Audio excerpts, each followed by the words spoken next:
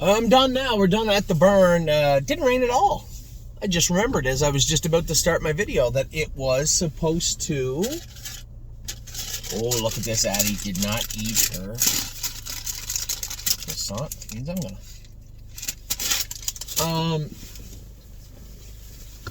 Oh, hair on me like steel wool. It was supposed to rain this morning. It didn't. So we got to the barn. Number of horses that were sick, but we only had a couple of scratches. I scratched, actually, Watch Your Mouth right out of jogging. I saw him coming around, and he just looked like he was breathing okay, but he had chunks of yellow stuff, like crusties in his nose, and I said to Mario, just jog him 2 miles and bring him back in. He doesn't need to train today. And Punch the Clock had a tiny temperature, and obviously we weren't going to take any chances with her, so she was an automatic, immediate scratch. Today we had a number of horses train aside from the baby, so I want to get right to it. But so part of a story and part of a thank you, I suppose. Horse people are weird people sometimes. I'm one of them. Give you the shirt off their back, but can fight too. And when you get slighted in your life, you have this anger towards somebody. Everybody harbors a little anger towards somebody. It dissipates, and the timeline it dissipates varies from person to person. I know many people, very good friends of mine, that hold a grudge forever. I don't hold grudges very long, but I'm the same way. If somebody gets under my skin, you're under my skin for a while, right? And not that it matters. Not like I would ever act out or, it's just there. It's not, you're just not friends. But horse people are also the types of people that would still do something for you in a pinch, and it's always shocking to me. It's always surprising to me to see an act of kindness. Now, I don't want to put anybody on the spot, but I guess it ties into the sets. So I guess I should actually start with set number 3. I'll tell you why. So set 3 had Great Bet, Ready for Landing, Watch Your Mouth, who I ended up scratching as he was jogging around, but Flash Fly, George of the Jungle, Insider Trading. Now, Danny went with Great Bet. I went with Ready for Landing. James went with Flash Fly. Amy went with Insider Trading. And George of the Jungle was Johnny. So I told you guys, I just recently graduated from the University of Crantini. So my level of patience is quite high. He'll test you. But he's better this year, but he's still always just looking for an opportunity to annoy you. He still has it in him, but I'm happy. Oh, we'll talk about him in a minute, but I'm happy. Anyway, Ready for Landing. I told everybody, he makes breaks, but it's the worst kind of breaks because they're in innocuous places, just weird, stupid places for no particular reason, which just leads me to believe the horse is dumb. And there's nothing wrong with that. There's nothing wrong with that. He's just going to have to learn. He's going to have to learn to get comfortable with himself. So we're jogging around. We turn to go our first lap. We're going to go a mile, and so I told everybody we don't need to go any faster than 25 to 30. Closer to 30 would be preferable, with a first half of 125. So we go the first half 125 to 130, and then go a mile in 225 to 230. A decent workout, but not enough to really stretch anybody out. There's just a number of them teetering on, are they a little bit sick or not? Some of them getting over the virus, and of course with a couple of scratches that do have the virus right now. So we're jogging around. As we start our mile, our first half, Flash Fly makes a break on the front. She doesn't usually, I think she was just switching gears. She was goofing off and being stupid. George of the Jungle goes out to go around him. I follow George of the Jungle out, and I didn't know what happened, but George of the Jungle made a little break and then stopped quick. And as he stopped, Ready for Landing got right into the back of him, stepped right into his wheel. Bang, down he goes. Now, this happened a couple of years ago, twice to James, actually in 2 years. It hadn't happened to me. But what happens is, so those of you that have been in jog carts, you have the jog cart wheels, the horse will step up, the tire will touch him, and as the tire's turning, it'll suck that foot right into the fork. It's tough to get it out. And I can tell you how you have to get it out every time, and it takes a lot of patience from the horses involved. So, Ready for Landing's down. When you go down with a horse, anytime you go down with a horse, what you have to do is assess the situation and kind of kneel on the horse's neck, sit on his neck so he can't get up, because you want to assess what's going on. So I knew what was going on. George of the Jungle stopped now. Ready for Landing's foot is in the wheel. Stop. I already know within the blink of an eye what has to happen. Johnny has to get the jog cart off of George of the Jungle without jostling it, because now the horse is stuck. Somebody has to come over with wrenches, take the wheel off the jog cart, and his foot will just come out easy. It usually won't wiggle out. And plus, you have to be very careful, because if you start ripping and tearing, you're going to excite the horse and he could hurt himself. So you just want to keep a very low tone, keep the horse quiet. It's unfortunate it happened. Let's not turn it into a big deal, right? It's upsetting. Let's not get anybody hurt. So, Johnny gets the jog cart off George of the Jungle. I'm sitting there with Ready for Land, and he's behaving. He's pretty chill, which is very helpful. The last horse this happened to was Miss Meringue. 3 years ago. So, we're on the other side of the track. We're a quarter of a mile from our barn. There's people jogging around us. Now they're stopped. They're going. They know what's going on. They're staying away. We got to get bike wrenches over here. All of a sudden, I see somebody running through the center field. And I'm just thinking somebody's coming to help.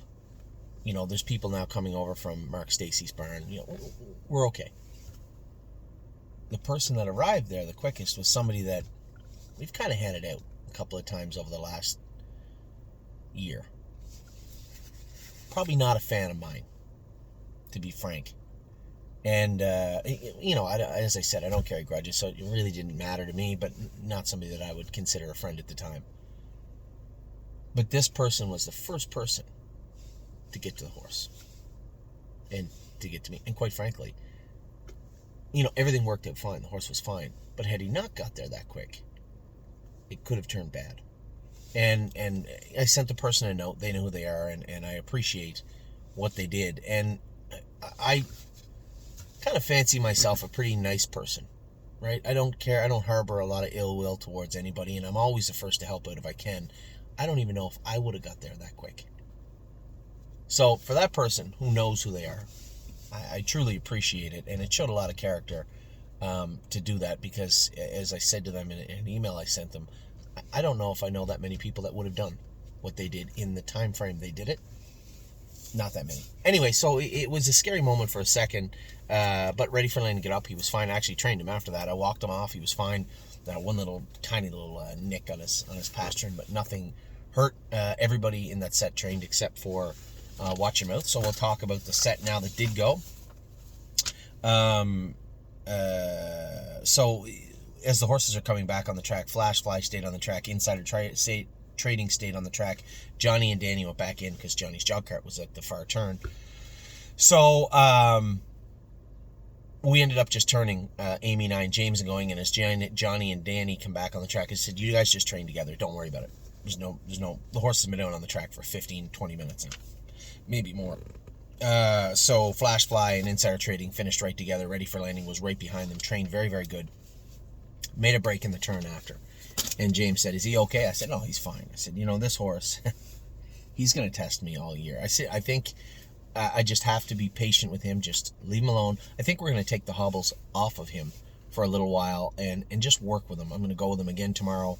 I'm not here Saturday, but I am going to go with him again tomorrow. Not because I'm angry at him, not because I'm frustrated with him. I know what he's doing. I hope he's very quiet, very behaved, polite horse.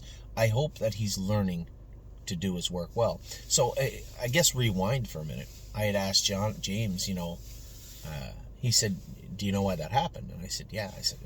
He goes, no. He said, when Johnny went to go by me, he tapped George of the Jungle on the tail and he kicked. He went to kick, humped up to kick and stopped. And that's when I kind of plowed into the back. We weren't going that fast. So it was like super slow motion to watch it happen, to watch it unfold with my own eyes. It was like super slow motion. I just thought that the horse would tramp on the fender, and you move over and you're like, I broke that $40 fender or whatever. But it's not 1 in a million, because it did happen 3 years ago, but the odds of that happening are very, very low. But it happened. And it was because Flashfly made just a silly break, just goofing off. And then George of the Jungle thought that he was maybe going to open fire on Johnny. And then there was just this chain reaction of events that ended up with Ready for Landing getting knocked down. And we're very, very fortunate that everybody was okay. Everything is fine. The only problem was a $40 fender got broke. But it used to be $40. Who knows what they are now. But all the horses in that set trained. George the Jungle trained great after with Great Bet. Both of them looked great. Insider Trading and Flashfly looked awesome. And Ready for Landing followed along. Won 1.5 miles last mile in 2:32 and finished up good. Now, made a break in the turn after. He's going to make them. This is not the last time we're going to talk about Ready for Landing making a break.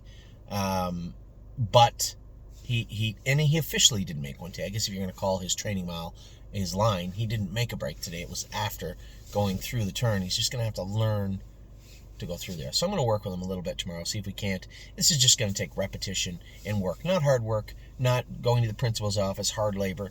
This is not a rude, ignorant thing that he's doing. He's trying to learn to go through that turn, and we're going to help him do it. So that was set number 3. That was all the horses. Tiny little scare, but everything was averted. And as I had a wonderful conversation with Patricia last night, she was asking about the scrape on Cowboy by the Sea, and we should, put bandages on all the horses and everything. We could bubble wrap all the horses, and at the end of the day, they're babies. They're going to find a way to get hurt. All you can do is try and mitigate it best you can, and hope that they make it through. Much like your kids, right? You can teach your kids to cross the road 100 times. I got hit by a car when I was a kid. So if you're not paying attention, if you're not taking your job seriously, then you can get injured, and colts will always find a way. And by colts, I mean 2-year-olds will always find a way to do that. You just have to hope that they don't. And it's not like we were doing anything dangerous. I know what happened with Ready for Landing today was just, as I said, the circumstances of what happened. How many times have you ever seen George of the Jungle kick? He's never kicked in his life. But that little ridiculous little break for a second by Flashfly caused him to come out. Johnny touched him on the tail and maybe goosed him a little bit, which is perfectly fine. He's been goosed 1,000,000 times before. But at this particular moment, on this particular day, he decided to stop and maybe kick at him. And he didn't kick, but he did cause me to run into the back of him. And, it just is one of those things. So everything is fine. All the horses were fine. We'll rewind to set number 2 now. I thought the second set was awesome. Seasons of Love. We made some shoeing change. I told everybody we're going to work with her. Relax. She'll be fine. She was awesome today. I was glad that Mary and Jerry got to watch her go. They love this filly, and she's a likable horse. I think she's well on her way to doing some good things for us. I don't know how good she's going to be, but I know she's going to be handy, right? And that's really what it boils down to, is we've taught her to do everything right. Now it's just going to come down to sheer talent, God-given talent. And that's where we're at with Seasons of Love. I think she's going to make it. She's just a really good-looking filly and looked great on the track today. As I said, Punch the Clock was scratched. Lonely Lakewood was very good. Johnny said he was perfect also. A horse that actually finished 5th in the set, but Danny told me how much he liked him, was Widespread Panic. He's made some big gains with this horse this week mentally. For him to sit at the back and behave is a step forward for him. He thought he was much better today, and he looks like $1,000,000, taking nothing away from Antoine and the people that took care of him in Ohio. Deb has got him looking amazing here in Ontario. Winter Bells look great, and Jayport Beach Boy also. That entire set was very, very good. Then you rewind just a little bit to the first set. Drebin was good, but he was fighting the head pulls we had on him. I'm going to make a little shoeing change with him too. I had the vet look at him today. We scoped him. Full of mucus. He had no signs at all, but just the way he was breathing, the way he was acting, I wanted to scope him. She said he was full of mucus, but left front foot and both his knees were a little tight. She goes, nothing serious on any of them, really. I thought he was off a little bit left front today. We're going to go make a little shoeing change on Drebin for the weeks ahead, but very, very happy with what I saw from him. Hanging on that left line and being rude, that was just him laying on that head pole, just being a bit of a goof. So we'll get that straightened away. But the horse I thought looked awesome was Time Is On My Side, was flying under the wire and looked great. And in between them, Mounds for All looked great with Mario too. I kind of pinched him pretty good in the turn with Drebin because I was having trouble steering him in the turn. Mounds for All was perfect through the wire. Rito's Lady was just behind them, and so was Mick Paisley. So really, every single horse trained well today, given the fact that Ready for Landing was in an incident before his training mile, only means he trained that much better. He's too cool a customer. Too quiet, not to learn to do this properly. And I keep reverting back to his full brother that Ron Burke had. Remember, he sold in the sale, and we were talking about him. I almost bought him, and Ronnie said, you trot in 150 in a straight line. Throw any turns into his work, and he'll run.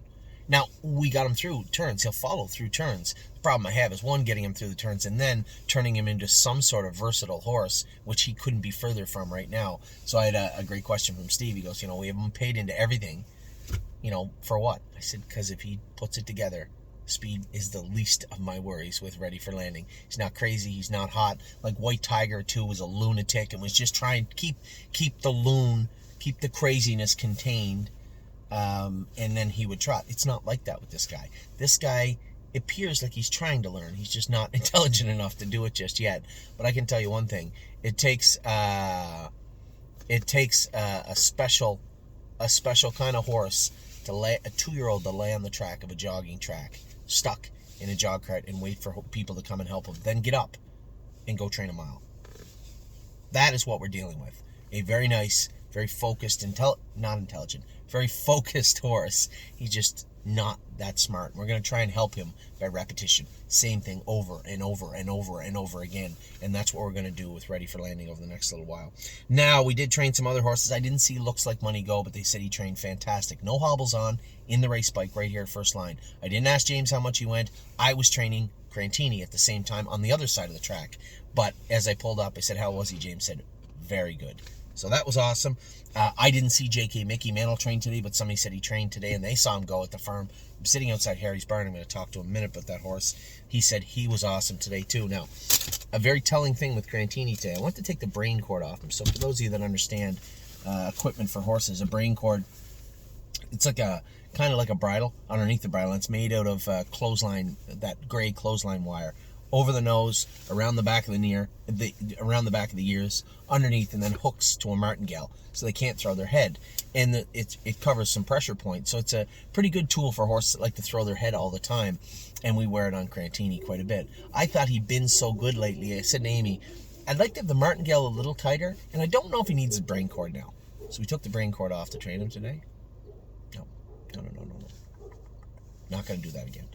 Just throwing his head, being a goof. I come back in, I said, you just can't be nice to Crantini. You can't just say, oh, take some equipment off, just go easy today. No, he takes full advantage of you when you do it. So we put the brain cord back on, tightened it up the way we wanted it tightened up. I went out and trained him. Horse trained fantastic. We had the vet come in, go all over him. She injected his knees after. She's coming back tomorrow to do his back. He's going to head to the Poconos, where he drew the 2-hole in the 14th race on Tuesday. So he trained good. He's going out good. Very happy with the way he was with the brain cord after. Trained very, very good. So I think Scott and Megan will have a lot of fun with this guy, and we'll all have a lot of fun with him the rest of the year. Really looking forward to Brace for Landing tonight, racing at Mohawk, and then some pretty cool draws the rest of the week. I had a great email from Tony today, and he said, Anthony, Era of Love, I see you have her priced. I thought we'd try her a few times up higher before we priced her. Well, for everybody, these horses like Stay Special, Era of Love, and the horses like them. We bought these horses, and we like to use the term, just a silly term, foot soldiers, right? These are the ones that are going to toe the line as the other guys are getting into place for the summer. And we need to help these horses too. Era of Love had won 1 mile and 57 in her life before we got her to Kentucky. Now, she was a winner in 55, but if you look at the entire race, it was a pretty watered down group. And to ask her to do a lot more than that would be unfair to her. So I think going into Monday's race, as I said to Tony, let's do her a favor. We want her to win. Let's help her. Let's help her win. Put her in where she belongs. Now, we paid $25,200 for Era of Love. We took her to Kentucky. She was a winner in her first start, which was a $10,000 race, $8,000 or $10,000 race. And now she's in the condition claimer that goes for $8,000. So if she could win that, right, there's another $4,000. And if they claimed her for $29,200, it's not bad. I'm not certain that she can do in the class up. And I don't really have a lot of interest of racing her there and saying, nope, can't do that, and taking her back down. If she goes out and manhandles them on Monday, then we'll reevaluate the classification on the horses. But when it comes to Era of Love, I just felt that we need to do good by her also. She did good by us, took a new lifetime mark, 155 and 2. Let's do good by her and put her in where she belongs. If somebody else wants her for more than what we paid for her, knowing that she has to go into a tougher bunch, then so be it. And I think the easiest way, Tony, to say this, and I know I'd responded to your email, was the easiest way for me to look at it is, can we replace her for that? Yes, we can. And do we have another horse to take that place? Yes, we do. I think Stay Special. I know that when we bought her, it was indicated her knees were going to be a problem, but I want to believe some of the knee issues was secondary. And I can't say for certain it was, but I know she's been sound since we bought her. We ran her hard yesterday in the rain. She was sound again today, so I have no reason to believe that this filly isn't going to be manageable, and does show, quite frankly, aside from that last mile of 53 and a piece at Miami Valley with Era of Love, Stay Special shows a lot more pop to her with 0 wins than Era of Love does. And those horses will be for sale also in the future. I don't think Era of Love is going to be a stake filly that or she's not, because she's a 4-year-old. There's another reason. She's a 4-year-old. I don't think she's going to be a horse that we're going to sell or have claimed office and just say, oh, we made a huge mistake there.